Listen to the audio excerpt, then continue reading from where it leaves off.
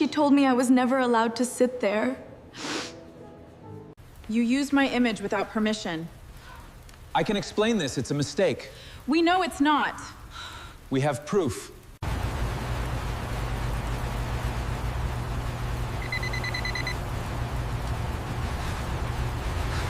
You knew I was here.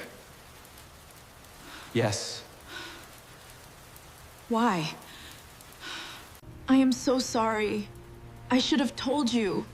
I know, Mom, it's okay. It's really okay. I saw the hours were changed. They didn't pay us. I have copies. I'm scared. Don't be. We'll fight this together. Look at these. Thank you, Bashir. To new beginnings. To our daughter. At 4:07 in the morning, Marisol de la Cruz stood beneath the warm gold lights of the 41st floor dining lounge, holding a black garbage bag in one hand and a clean white cloth in the other, while Toronto drowned quietly behind the glass in freezing November rain. An hour earlier, executives had lifted champagne glasses beneath a glowing screen that read Building Futures for New Canadians. Now their futures were everywhere. Half-finished salmon, untouched dinner rolls, folded napkins stained with wine, and a silver platter of roasted vegetables still warm enough to fog the lid. Marisol had been working since 10:30 p.m. Her knees ached inside damp work shoes. In her canvas bag downstairs waited a plastic container of rice and canned fish she had packed before leaving her basement apartment in Scarborough. She looked at the bread on the table, then at the empty room, and reached for one small roll with her gloved fingers. "Those aren't for cleaning staff, Mari." Adrian Cole's voice arrived before his reflection did. He stood near the doorway in a charcoal coat that probably cost more than her monthly grocery budget, holding a tablet against his chest. Marisol lowered her hand. "They are throwing it away." Adrian gave a patient smile, the kind used for someone who should already understand her place. "There are policies." Behind him, the presentation screen changed slides. Marisol saw her own face appear 20 feet tall, 7 years younger, wearing a new Navy uniform, smiling because she had believed steady work meant she was finally safe in Canada. Beneath the photograph were words she had never said. "Northline gave me a new beginning and a family far from home." For a moment, the rain, the lights, even Adrian's breathing disappeared. "Who wrote that?" she asked. Adrian glanced at the screen as though her face belonged to office furniture. "It's for the contract renewal. You represent a success story." Marisol looked down at the gold-trimmed plates, at the food no one wanted, at the fingerprints she would wipe away before sunrise. "A family." Her voice barely rose above the ventilation system. "I have eaten dinner alone after every night shift for 7 years." Adrian stepped past her and pressed his access card against the lounge lock. The soft red light blinked. "Finish downstairs. You're behind."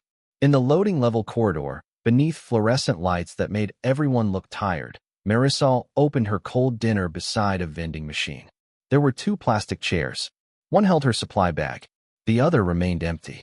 Her phone lit up with an unread message from Anna in Manila. "Mom, are you really coming home this Christmas?" Before Marisol could answer, another notification appeared, her pay statement. She stared at the deposit amount twice, then a third time. 3 overtime shifts were missing. Nearly $300 gone. She set down her fork, returned upstairs for her coat, and noticed a paper beneath the conference room trash liner. Her own name was printed at the top. Under it, Employee Testimonial Authorization. At the bottom was her signature. Marisol knew immediately she had never signed it. Marisol folded the authorization paper once, then slipped it beneath her raincoat before the security camera above the conference room could make her feel guilty for finding proof of her own life being stolen. By the time she reached Scarborough, the sky had turned the color of wet concrete. Rainwater followed her down the narrow steps to her basement apartment and gathered in a dark crescent beneath her shoes. She left them beside the small electric heater, which clicked twice but did not warm the room. On the refrigerator, 3 envelopes waited beneath a magnet shaped like a maple leaf. Rent due in 6 days, an overdue mobile bill, and the savings envelope she had written on in careful blue ink. Manila flight, December. She placed her pay statement beside it and calculated the missing hours again. $286.40. enough to make the flight envelope stay empty for another month. Her telephone lit up with Anna's voice message. This time Marisol pressed play. Mom, I know you are busy. I just need to know if I should ask for leave from work at Christmas. Please do not say maybe again. Anna sounded older than 22, older than the little girl Marisol had left in Quezon City with a pink backpack and a promise that Canada was only temporary. Marisol sat at the small kitchen table with 2 chairs and began recording a reply. Anik, I am arranging everything. I am fine here. She stopped before sending it. The lies sounded exhausted even to her. 12 years earlier, she had arrived in Toronto with 1 winter coat borrowed from a cousin and a folder containing accounting certificates no employer seemed interested in reading. She had cared for an elderly woman in North York until the woman died, then taken night cleaning because the rent did not pause for grief or disappointment. She had told herself each year was the last year apart from Anna.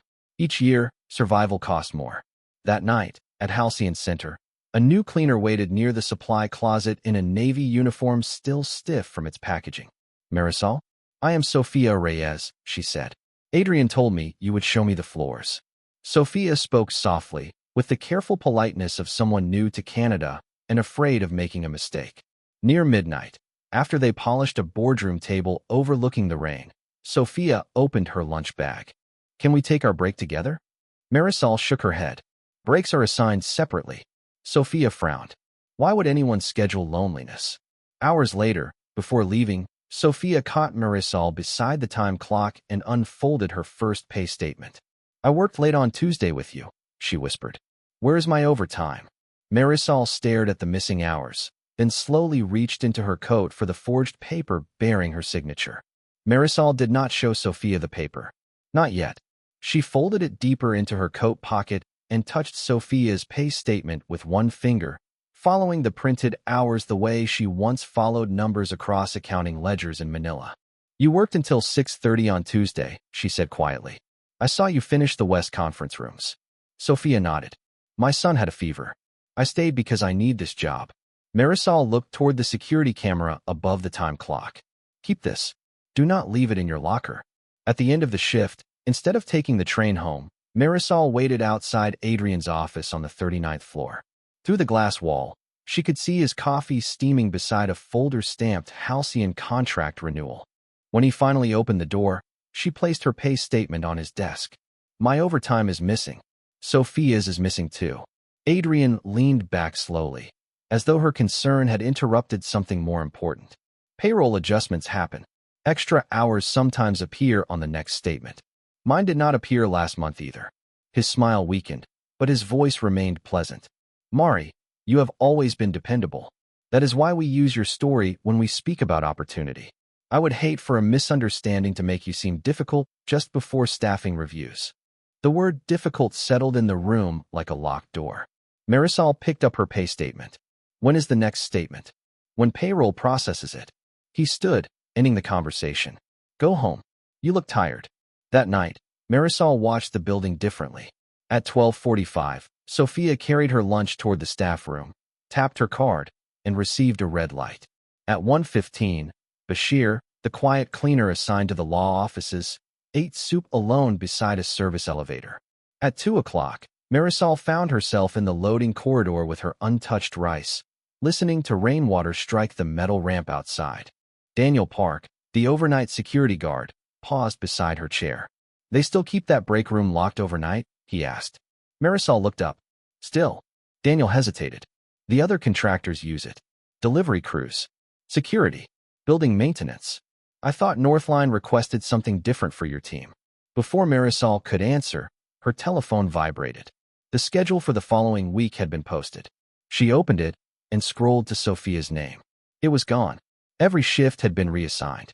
At the supply closet, Sophia's new locker stood open and empty except for a small yellow sun sticker her son had placed on her water bottle.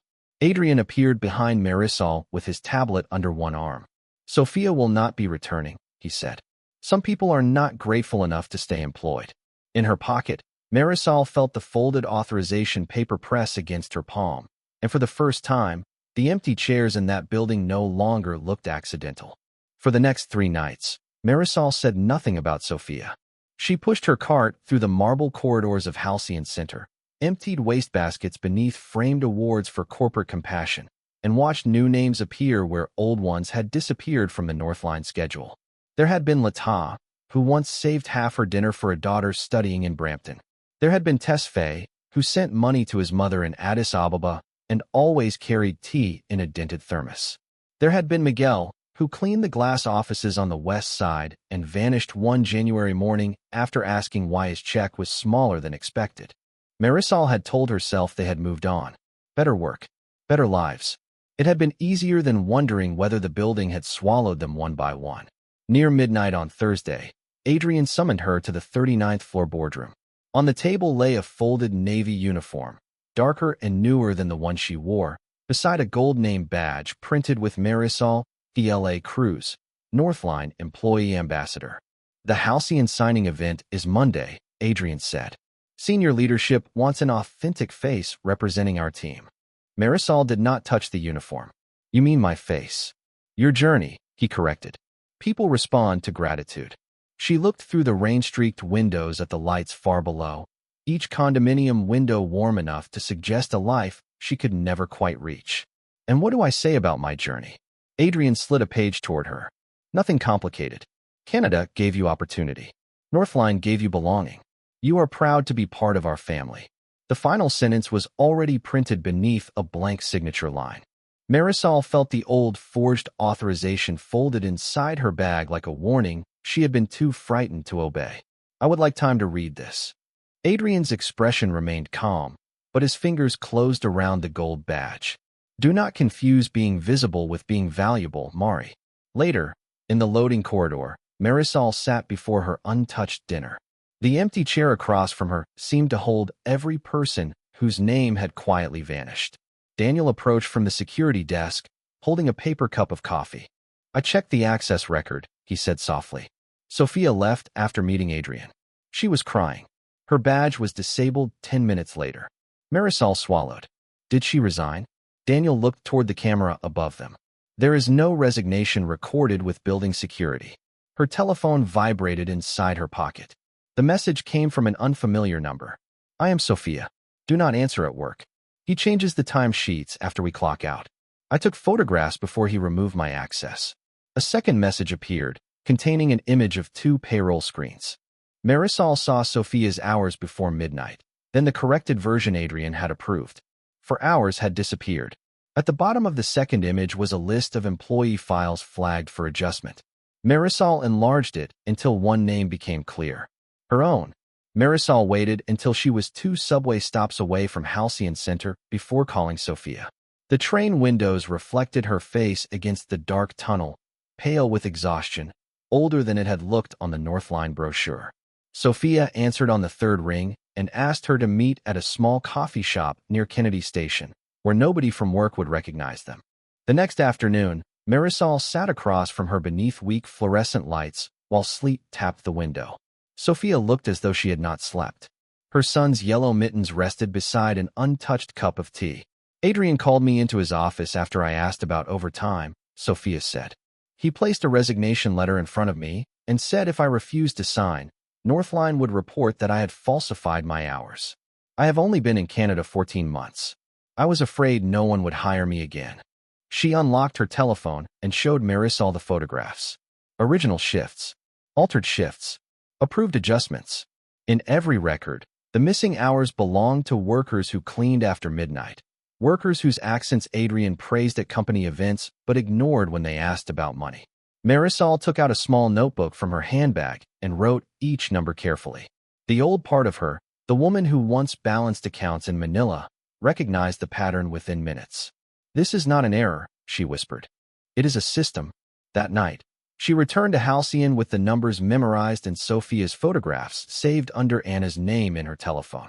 Preparations for Monday's contract signing had filled the executive lounge with gold folders, polished glassware, and brochures stacked beside each place setting. Marisol was told to remove fingerprints from the presentation table. When she lifted one brochure to wipe beneath it, her own smiling photograph appeared again. She opened it. The words inside made her grip the cloth until her fingers hurt. Northline had not merely claimed she was grateful. It claimed the company had reunited her with her daughter, provided warm meals after every shift, and helped her build a secure Canadian life. Beneath the paragraph sat her copied signature, clean and confident, approving a life she had never lived. For 7 years, she had eaten cold rice alone under basement lights while this company prepared to sell her loneliness as kindness. "You photograph well," Adrian said from the doorway. Marisol turned slowly, the brochure open in her hands. His eyes moved from the page to her face.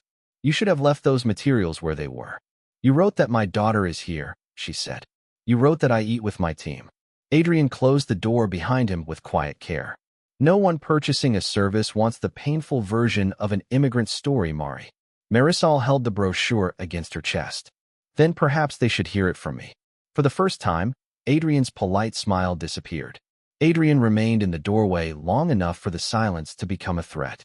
Beyond the glass wall, Toronto glittered under cold rain, every tower window reflecting a life that seemed clean, warm, and far above Marisol's reach.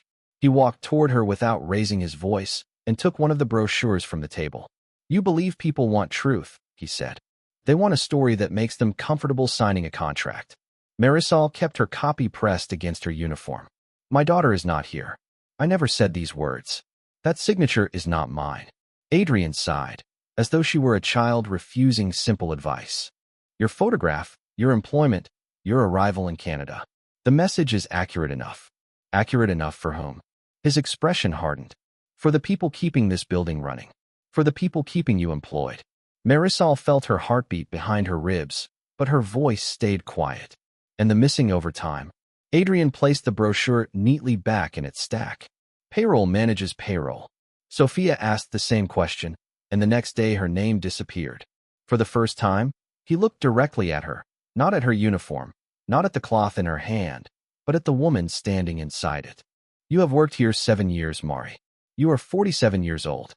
You do not have Canadian office experience. You do not have references outside this company. I know you were trying to save for a flight to Manila." The word Manila struck harder than anger. He had noticed the thing she had guarded most carefully. "Do you truly want to lose steady work over a few confusing numbers?" he asked. "Numbers are not confusing when someone keeps removing them." Adrian stepped back and opened the door. "Finish your shift. Think carefully before Monday." Marisol carried the brochure beneath her coat all the way home. In her basement apartment, the rain pressed against the narrow window while the heater clicked uselessly beside her wet shoes. Her lunch container still sat unopened in her bag. On the table, she placed the brochure, her pay statements, the forged authorization page, and every grocery receipt on which she had written extra hours before exhaustion erased the dates from memory. 10 minutes became an hour. 3 missing shifts became 8. 8 became months.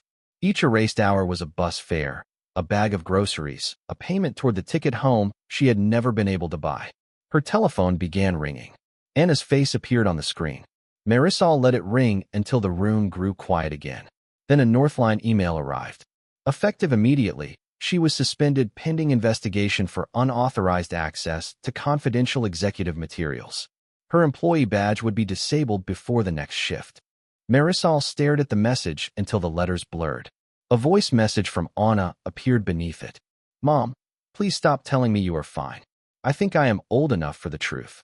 Marisol lowered herself into the empty chair across from her untouched dinner, opened a fresh page in her notebook, and wrote Adrian Cole's name at the top. At 10:30 that night, Marisol stood in her kitchen wearing the navy uniform she was no longer permitted to wear at Halcyon Center. Habit had dressed her before grief could stop her. Her lunch container waited in the canvas bag beside the door, packed with rice, fried egg, and the last portion of fish from her refrigerator. Only when the bus notification appeared on her telephone did she remember there was no shift waiting for her, no supply cart, no wet lobby floors, no basement chair beneath the vending machine. She sat down without removing her coat. The apartment felt smaller when she was not leaving it. On the table, her notebook showed a column of missing hours and dollar amounts written in careful rows. By midnight, she had counted more than $2,000 in unpaid overtime from her own statements alone. Enough for her flight. Enough for the winter rent she had been afraid to lose. Enough to understand that every month she had blamed herself for failing Anna. Someone else had been taking pieces of the promise from her paycheck. Her telephone rang again. This time, Marisol answered.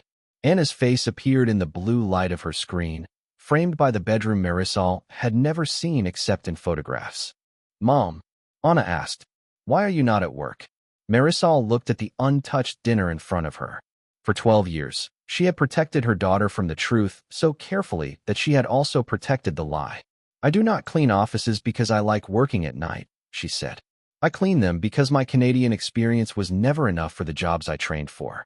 I eat alone because they keep us apart. I did not buy a ticket home because I could not afford one. And tonight, I think I lost my job." Anna lowered her eyes. When she spoke, her voice was small. "I thought you stayed there because Canada mattered more than I did." Marisol closed her eyes. "No, Anik. I stayed because I kept believing one more year would make leaving you worth it." Neither of them spoke for a long moment. The silence was no longer empty. It was painful, honest, and alive. Then Anna whispered, "Do not protect me from you anymore."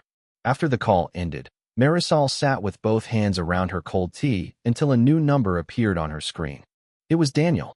"I should not be calling from work," he said quietly, "but Adrian told security your suspension was for stealing confidential documents." That did not sound right. Marisol straightened in her chair. "It is not right." Daniel lowered his voice. "I checked the overnight access logs. For months, the staff room was locked only during Northline cleaning breaks. I saved the records before they could be removed." Marisol looked at the brochure, the pay statements, and Sophia's photographs spread across her table. "The signing event is Monday morning," Daniel said. "Do you still have the paper with your signature?" Marisol placed her palm over the forged authorization. Outside her rain-covered window, the first eastbound bus moved through the darkness with its lights on. "Yes," she said.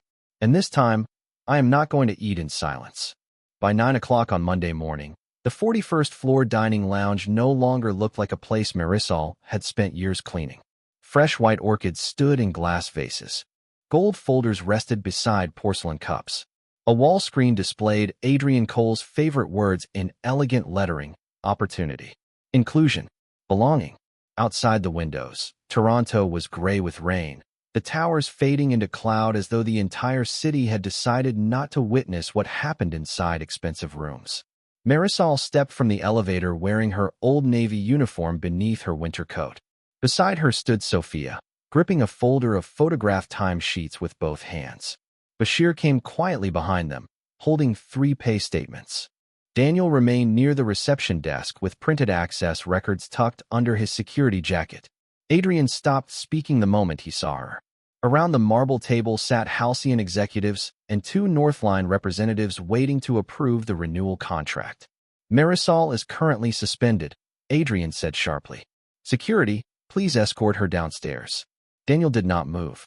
Marisol walked to the place sitting nearest the screen and laid down the brochure bearing her photograph. Then the forged authorization.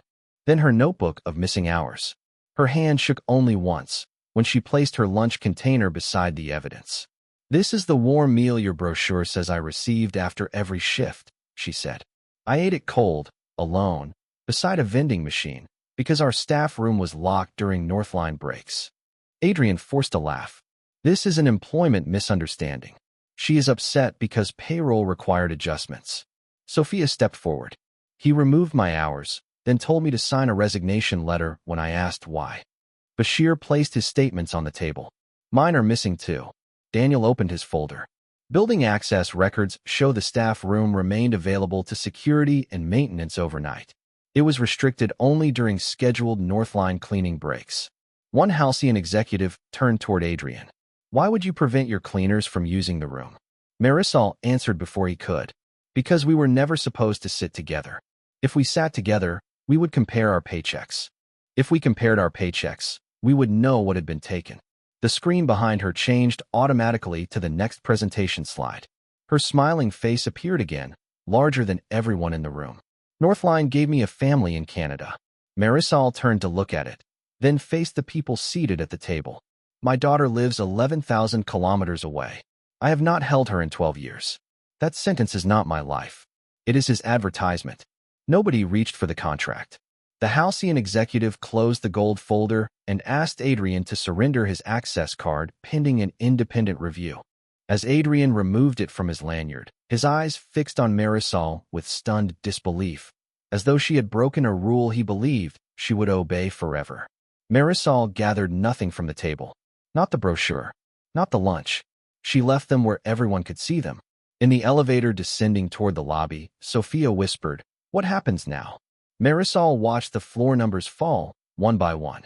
Her rent was still due. Her job was still uncertain. Her flight envelope was still almost empty. "Now," she said, "they cannot say they did not know." 2 weeks later, the rain returned to Toronto with the same quiet persistence it had carried on the morning Marisol lost her job. The investigation was still open. Northline had not yet returned the unpaid wages, and Adrian Cole had not apologized. He had simply disappeared from the building directory, his name removed as cleanly as the hours he once removed from other people's paychecks. Marisol understood that justice did not arrive like sunlight through a window. Sometimes it arrived as a letter confirming a review, a temporary contract, and one more month in which the rent could be paid. Halcyon had offered the affected cleaners continued work through a new facility services company while the records were examined. The hourly wage was modest. Her flight envelope was still thin. When Marisol left her basement apartment for her first shift back, the overdue mobile bill remained beneath the maple leaf magnet, and the second kitchen chair was still empty. Yet she did not feel invisible when she locked the door. At 10:30 that night, she stepped into Halcyon Center with her old canvas lunch bag against her hip. Daniel greeted her from the security desk with a small nod. Bashir raised his thermos as she passed. Sophia, now wearing a borrowed navy sweater beneath her uniform, met her near the supply room and said, "My son asked whether the lady who helped me would eat breakfast with us someday." Marisol smiled softly. "Someday," she said, and meant it. Near 5 in the morning, the final office lights dimmed. Marisol pushed her cart onto the 41st floor and stopped before the marble table. It was perfectly clean, empty of brochures and promises. The access card reader beside the dining lounge glowed green. For 7 years, she had entered that room only to erase the traces of other people's comfort. Now she placed her lunch container on the table and pulled out a chair. The sound of its legs moving across the polished floor made her pause. Sophia set down a sandwich beside her. Bashir arrived with paper cups and hot tea. A moment later, Daniel placed a small container of sugar on the table, then returned downstairs without saying anything. Marisol opened her rice. It was cold, as it had always been, but this morning she did not have to swallow it in silence. Her telephone vibrated. Anna had sent a photograph of a renewed passport beside a handwritten note. "I cannot change the years we lost, Mom, but I would like us to stop losing new ones." Marisol pressed the message to her heart before typing back, "I will call when the sun rises here." Outside the rain-covered glass, the Toronto skyline began to lighten by degrees, gray turning slowly towards silver. She still did not know when she would hold her daughter again. She still had bills waiting on her refrigerator. The dream that brought her to Canada had not become the beautiful life she once promised a little girl in Manila. But around a table where she had once been denied even a piece of bread, Marisol lifted a cup of warm tea with people who now knew her name, her hours, and her truth. The empty chair across from her was no longer empty. And for this one morning, that was enough to begin again.